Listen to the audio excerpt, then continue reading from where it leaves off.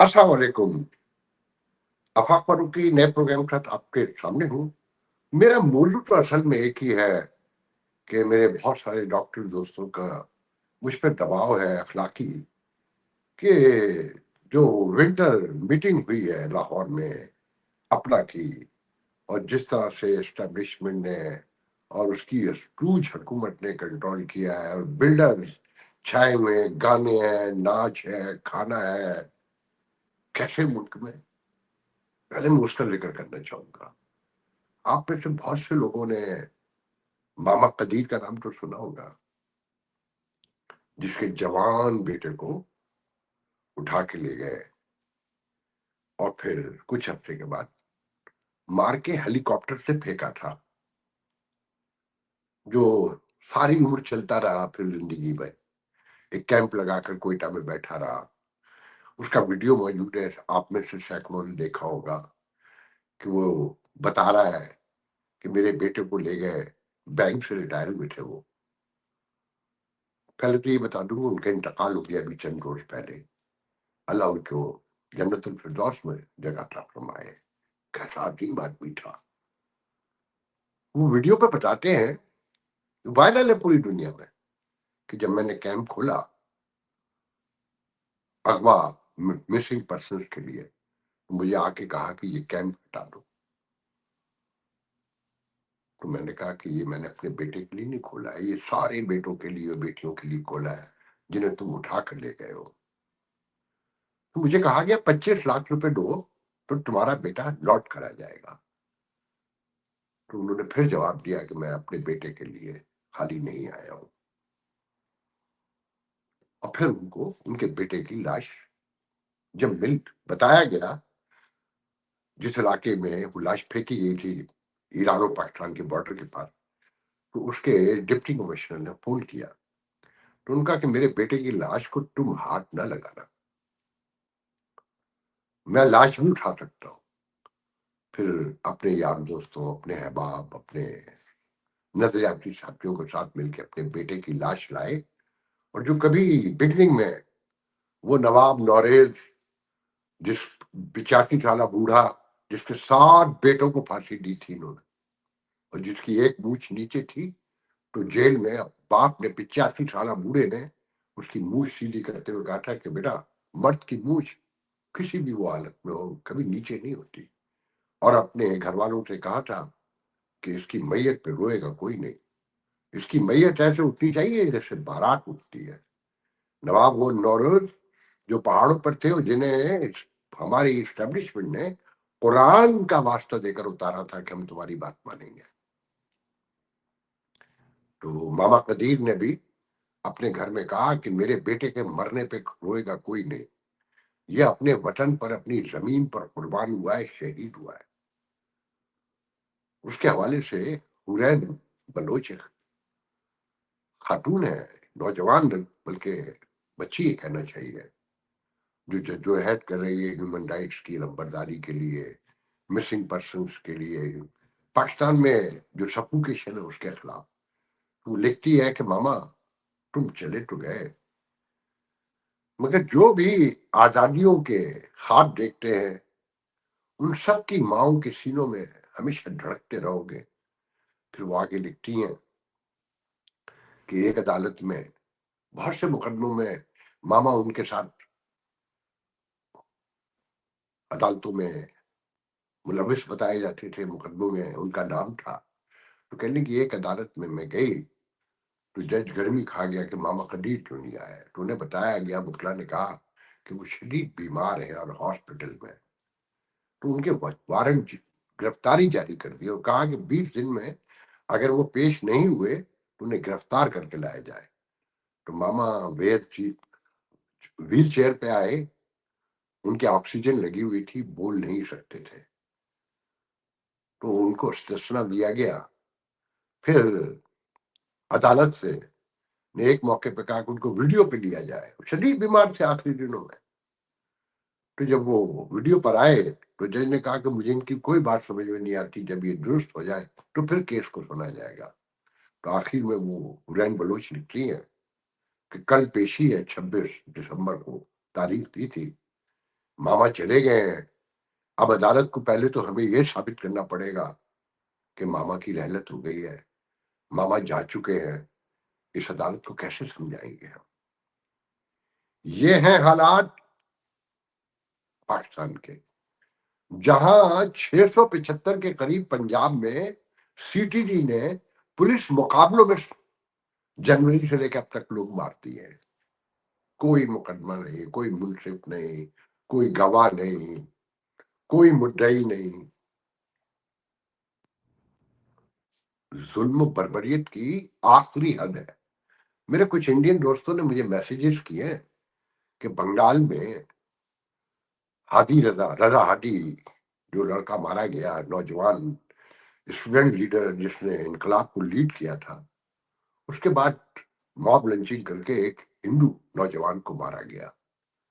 आपने उसकी मरम्मत नहीं की। मैं उसकी शदीद तरीन मरम्मत करता हूँ कि मेरे नजदीक इंसान हिंदू मुसलमान नहीं होते, वो पहले इंसान होते हैं। मैंने तो मरम्मत कर दी, मगर क्या आपने 3 दिसंबर को जो बिहार में मॉब लॉन्चिंग करके एक बूढ़े को मारा जो कपड़े बेचता था, उसके पैसे भी छीने और उसका सामान भी छीना, उसे जलाने की कोशिश भी की और इतना मारा कि फाइनली वो मर गया। आप लोगों ने मरम्मत की? और वाकयात सुनाऊं आपको? मैं बताना ये चाहता हूँ कि ये एक पूरा है इलाका जो है, यहाँ इंसानियत अभी पहुंची ही नहीं है। यहाँ मजहब पहुंच गया, जबानें पहुंच गई, फिरके पहुंच गए, रंग नस्ल पहुंच गया, कास्ट पहुंच गई, मगर अभी तक इंसानियत नहीं पहुंची और इंसानियत वहां जाने से डरती है। खैर, इस पे मैं कल बहुत डिटेल से बात करूंगा और एक दूसरे को आईने दिखाएंगे कि हम कौन लोग हैं। बात कर रहा था मैं एक ऐसे पाकिस्तान की जहां एक खौफनाक सिचुएशन है और अशराफिया से ये रहन में रखी है, हिंदुस्तान, पाकिस्तान और ये सारे मसाइल का जो असल वजह है ना, ये हम गरीब है। दर्जनों बार आपको बताया है कि हम नफरत करते हैं अमीरों से, मगर ख्वाब हम सब अमीर बनने का देखते हैं। ये अपना इनके अपने अंदर से लोग मुझे खबर दे रहे हैं ना, मेरे लिए में तो नहीं, ना मुझे इतनी जरूरत है, मगर मैं अपना अखलाकी फर्ज समझता हूँ कि वाकई जो मैं सुन रहा हूँ कि एक ऐसे मुल्क में एक ऐसे मुल्क से लोग गए हैं जो 40-40-50 साल से यहाँ रहते हैं, जिसकी यहाँ के ह्यूमन राइट्स की बदौलत कॉन्स्टिट्यूशन, डेमोक्रेसी, सारी चीजों आप देखें ना, उन सब के बाहर जो है ना, दौलत भी कमाई, शोहरत भी, नाम भी, पैसा भी, बच्चों को पढ़ाया लिखाया। मगर जहाँ ये गली के लड़के थे, 95% मोर देन दैट, बल्कि निचले तबके के लोग हैं ना, कि बस पढ़ गए, डॉक्टर बन गए, इंजीनियर बन गए, अमेरिका आ गए, पैसे आ गए। वहां होते तो 50,000 रुपए की जॉब लगी हुई होती और वो भी पता नहीं मिलती कि नहीं मिलती, कहीं छोटा सा क्लिनिक खुला हुआ होता। जो वहां लोग मौजूद हैं उनको पता है ना। खैर, तो ये वहां जाकर अगर पढ़े लिखे होते, इंसानियत होती और हसासियत होती और जिंदगी से कुछ लर्न किया होता, वेस्टर्न वर्ल्ड की सिविलाइजेशन से कुछ समझा होता, तो वहां जाके सेमिनार होने चाहिए थे। ये इस मुल्क में क्या हो रहा है? पूरी दुनिया की ह्यूमन राइट्स तंजीमें चीख रही हैं, माएँ बहनें रो रही हैं, फेसबुक, इंस्टाग्राम, फेसबुक से लेकर ट्विटर, एक्स जो है सब भरे पड़े हैं। आपकी आपके मज़ालिम की कहानियों से, आपकी तशद्दुद, आपकी हैवानियत से। मगर वो कहीं हवेली में डिनर खा रहे हैं, वो सलाउद्दीन सल्ली जो एस्टेब्लिशमेंट का खासुल खास है, जो आर्ट और कल्चर के नाम पे जो कुछ हो रहा है वहाँ, तो पूरी दुनिया में नोट करें। मैं एक एंजेलिना जोली का नाम नहीं लूँगा, सैकड़ों मिसालें दे सकता हूँ, कि जो ये आर्ट के लोग होते हैं, फ़िल्म के लोग होते हैं, फ़नून लतीफ़ा के सबसे ज़्यादा असरार होते हैं। ये सबसे पहले ज़ुल्म के खिलाफ बोलते हैं, मगर अपने यहाँ के आर्ट और कल्चर के जो लोग हैं, उन्हें देखें, वो सब फेक लोग हैं जो आपको मंज़र में नज़र आते हैं। इस पर 18वीं आलमी उर्दू कॉन्फ्रेंस भी हो रही है ना, مگر وہاں شاعری ہوگی، ٹیبلور ہوں گے، گانے ہوں گے، مجرے ہوں گے، مگر جو ملک میں ہو رہا ہے اس پر کوئی بات نہیں ہوگی. تو میں اپنے دوستوں کو کہنا چاہتا ہوں اپنا کہ ہم ایک دوسرے کے لیے مسئلہ ہے. مجھے جب تک کنسرن ہے، جب تک میرے مسائل ہیں، میرے ساتھ ظلم ہو رہا ہے، میرا بھائی، بیٹا، باپ، کوئی دوست، احباب انتہائی قریبی غائب ہو جائے، اس کے ساتھ زیادتی ہو جائے، اس کی نوکری کھا لی جائے، اس کے گھر میں ڈکیتی پڑ جائے، پھر مجھے تکلیف ہوتی ہے. آپ کے تکلیف میں مبتلا ہونے سے مجھے کوئی تکلیف نہیں ہوتی. کہ روڈا ادارہ ہے، وہ جو نیا راوی پہ سٹی بنایا نا، اس کو کنٹرول کرنے کی اتھارٹی بنائی گئی روڈا کے نام سے. تو ARD کے نام سے ایک ہاؤسنگ اسکیم ہے. اچھا، ہاؤسنگ اسکیم کے بارے میں مجھے کچھ کہنے کی ضرورت نہیں ہے کہ وہاں کیا ہو رہا ہے. اس پر ARD پہ کیا کیا الزامات ہیں، وہ کیا کیا کر رہے ہیں. بڑے ڈنر کھلائے جا رہے ہیں، راحت فتیلی کے گانے سنوائے جا رہے ہیں، کسی دن بگا گا رہا ہے. اچھا، یہاں سے باقاعدہ اپنا ایک ٹرولر بھی ساتھ لے گئے جس کی ساری عمر ٹرولنگ کرتے گزری ہے، خوشامد کرتے گزری ہے. اور وہ ان کے مجرے، ان کے گانے اور ڈانس، ان کے 70 سال کی عمریں ہو گئی ہیں. کوئی ایک نامور آدمی آ جائے، پھر ان کی حالت دیکھنے کی ہوتی ہے. اس جوش و جذبات سے ناچ رہے ہیں. وہ کچھ سکھانے آئے کہ امریکہ سے آئے، بھئی ہمیں ڈانس وانس آتا ہے، پاگلوں کی طرح ناچ رہے ہیں. اور بتایا جا رہا ہے سب کچھ کنٹرول پیچھے سے اسٹیبلشمنٹ کر رہی ہے. نسرون کے بارے میں آپ کو پہلے بتا چکا ہوں، پاکستان میں رہتے ہیں، یہاں سے یہ امریکن پاکستانی ڈاکٹر ہیں. اچھا، یہ ذہن میں رکھیں کہ اس وقت لاہور میں میری معلومات کے مطابق تقریباً 150 سے 250 امریکن پاکستانی ڈاکٹر یہاں سے جا کے وہاں پریکٹس کر رہے ہیں، وہیں رہتے ہیں. تو بتایا جاتا ہے کہ بہت بڑا انٹوریج یہاں سے گیا. کوئی انٹوریج نہیں گیا، 60-70 یہاں سے جو ڈاکٹر گئے، باقی جو امریکن پاکستانی ڈاکٹر لاہور میں رہتے ہیں وہی شامل ہیں. اور PC میں کھانے ہیں، کبھی حویلی میں ہیں، اور کبھی ادھر ہے، کبھی ادھر ہے، کسی آپ مختلف جگہوں پر، اور مفت میں مل رہا ہے. اور جو اسپانسرشپ ملی بتاتے ہیں واللہ عالم سے بالثواب، وہ ساری کی ساری جو ہے اٹھا کر راحت فتیلی کو دے دی. وہ تو مفت میں نہیں جائے گا، اور اس میں جن کا کٹ ہے مجھے وہ بھی معلوم ہے. وہ ایک کوئی محسن صاحب ہے جن کو جو کوآرڈینیٹ کرواتے ہیں مین پروموٹرز کی موجودگی میں بھی ان کو اکوموڈیٹ کرنا ہے، کیونکہ وہ کچھ لوگوں کے خاص لوگ ہیں کہ اپنا کو پتہ بھی نہیں تھا، اس کو ویزے کے لیے لیٹر جاری کر دیا گیا تھا. تو وہ محسن صاحب ان کا نام ہے، اور وہ نسرون، وہ سب کوآرڈینیٹ کر رہے ہیں. علیم خان، ساروں پتہ نہیں کتنے کس کس کے نام آ رہے ہیں. دیکھیں جی، یہ ARD والے ہوں، یہ روڈا والے ہوں، ان کا تو دھندا ہے. اب آپ جو باقی ڈاکٹر رہ گئے ہیں جو پوچھ رہے ہیں کون ہے، بھائی یہ پلاٹ بیچنے انہوں نے آپ کو، ان کو پتا آپ ڈاکٹر ہیں اور آپ بہت پیسے کماتے ہیں، بہت پیسے خرچ کرتے ہیں. اب آپ خریدیں گے نہیں خریدیں گے، مگر ان کو آسرا یہی دیا گیا ہوگا. پھر وہ روڈا کے ساتھ مل کر جو دوسری ہاؤسنگ سوسائٹی بنا رہے ہیں، اس میں ایک میڈیکل سٹی بھی بن رہا ہے. تو اب اپنا ہے، آپ نام بہت بڑا ہے. جب وہ قریب آئیں گے تو پتہ چلے گا نا آپ لوگ کون ہیں. اور پھر اگلا کنونشن بھی ہونا ہے، اس کے خواب بھی دکھائے گئے ہوں گے. اچھا، اگلے کنونشن میں تو مجھے پورا یقین ہے کہ پچھلی دفعہ تو فوج کے فلائر بٹے تھے نا ان کی پروموشن کے، اس دفعہ تو مجھے یقین ہے کہ فوجی بینڈ بھی آئے گا. اور فیلڈ مارشل کا ویڈیو پہ، وہ خود تو شاید نہ آئے مگر ویڈیو پہ خطاب بھی دکھایا جائے گا، اے عزیز ہم وطنوں، آپ اتنی دور کفار کے ملک میں. دبے لفظوں میں گھما پھرا کے یہی کہا جاتا ہے کہ آپ کفار کے ملکوں میں ہیں، بھگوڑے ہیں، مگر آپ کو جب مال چاہیے ہو یا آپ کو سپورٹ چاہیے ہو ہیومن رائٹس کے بیک گراؤنڈ میں، جہاں جو آپ نے سب کچھ سیچ کر کے ختم کر دیا ہے، دنیا میں ٹھو ٹھو ہو رہی ہے. آپ بالکل مطمئن رہے پاکستانی اسٹیبلشمنٹ سے. میں کہنا چاہتا ہوں ہم لوگ کسی کام کے نہیں رہے. ہمیں ہر صورت میں یہاں پیسے بنا کے تعلق وہیں بنانا ہے، وہ آپ کے ساتھ ہی بیٹھنا ہے ٹانگ پہ ٹانگ رکھ کے. پھر اپنے جو نیچے خاندان کے لوگ ہیں جو پھر زندگی میں پیچھے رہ گئے ہیں، ان کو وہ تصویریں پہنچانی ہے. میں تو گواہ ہوں، میں نے 30 سال اخبار نکالا ہے کہ ہمارے چھوٹے سے اخبار میں تصویریں چھپ کے گجرات میں، گجرانوالہ میں، کراچی میں ادھر ادھر جاتی تھی. دیکھیں ہماری اخبار میں تصویر چھپی ہے، خبریں ایک دوسرے کی لگوا کے مخالفت میں، حمایت میں، ان کو کٹنگ کر کے اور پورے اخبار تھدی بھیجی جاتی تھی. تو آپ بالکل مطمئن ہیں، ہم نے تو آئے اس لیے. دیکھیں نا، کسی نے جا کے کوئی میڈیکل کیمپ کیا ابھی تک؟ کہیں ہیلتھ پالیسی پہ کہیں آپ نے سنا کہ کہیں لیکچر ہوا ہو؟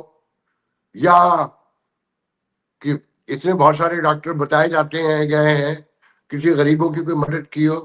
ناچ گانا کھانا مجرا گھومنا، لال قلعے سے لے کے شاہی قلعے سے لے کے یہی ہو رہا ہے نا بھائی. ایک پلیجر ٹرپ ہے اور اب پروٹوکول مل رہا ہے. اب سب کو بتایا جائے گا کہ دیکھیں ہم گئے تھے، ہمیں کیسے امیگریشن کی ڈیسک الگ لگائی گئی، کیونکہ یہاں تو لائن میں لگتے ہیں نا. یہاں تو ڈاکٹر ہو یا سینیٹر ہو لائن میں لگتا ہے، وہاں پروٹوکول ملتا ہے. یہ 50 سال نہیں 70 سال اور رہ لیں، انہیں پروٹوکول چاہیے. کیونکہ یہ جس ماحول میں اور جس حالات میں پیدا ہوئے تھے، وہ تربیت تو 14 میں سے اکثر سائیکارٹسٹ مجھ سے زیادہ بہتر جانتے ہیں کہ 9 سال کی عمر میں 8 سال کی عمر میں بچے کی تربیت مکمل ہو جاتی ہے، اس نے نیا تو سیکھنا نہیں ہوتا. تو یہ تو سب 30 سال کی عمر سے کم تو آیا ہی نہیں ہے نا کوئی، تو تربیت کے ساتھ آئے ہیں.